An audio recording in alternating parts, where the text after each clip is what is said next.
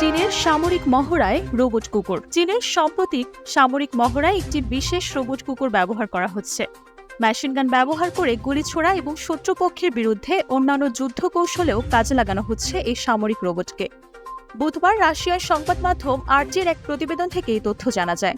কম্বোডিয়ার সঙ্গে সম্প্রতি সামরিক মহড়ার সময় চীনের বাহিনীতে একটি রোবট কুকুরকে দেখা যায়, যার পিঠে একটি স্বয়ংক্রিয় রাইফেল লাগানো থাকে। এই রোবট কুকুর নেতৃত্ব দিচ্ছে পদাতিক সেনাদের, যাতে যুদ্ধক্ষেত্রে বড় ধরনের ক্ষয়ক্ষতি থেকে রক্ষা পাওয়া যায়। আশ্চর্যের বিষয় হলো, অস্ত্র কাঁধে নিয়ে এই রোবটকে পুরোপুরি যুদ্ধক্ষেত্রের সৈনিকদের মতোই ব্যবহার করা যায়।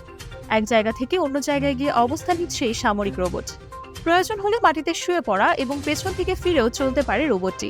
দূরবর্তী অবস্থান থেকে রিমোটের সাহায্যে ও অন্যান্য আধুনিক প্রযুক্তি ব্যবহার করে এটিকে নিয়ন্ত্রণ করা যায়। গোল্ডেন ড্রাগন 2024 নামের এই সামরিক মহড়ার উদ্দেশ্য ছিল সব ধরনের রোবট এবং মানুষ ছাড়াই আকাশযান সহ আধুনিক প্রযুক্তি ব্যবহারের মাধ্যমে যুদ্ধক্ষেত্রে কলাকৌশল প্রয়োগের প্রস্তুতি নেওয়া। এতে দেখা যায় এই রোবটগুলো বিভিন্ন কাজের জন্য ব্যবহার করা হচ্ছে, যার মধ্যে রয়েছে পুনরুদ্ধার, লক্ষ্য শনাক্তকরণ এবং আক্রমণ পরিচালনার মতো কাজ করা। 15 কেজি অর্থাৎ 33 পাউন্ড ওজনের এই রোবট 2 থেকে 4 ঘন্টা পর্যন্ত একটানা কাজ করতে পারে। তাছাড়া সরাসরি সামনে থেকে যুদ্ধে নেতৃত্ব দেওয়া রোবটটি 50 কেজির মতো ওজন হবে, যা আরও বিশেষ বৈশিষ্ট্যপূর্ণ হয়ে থাকে।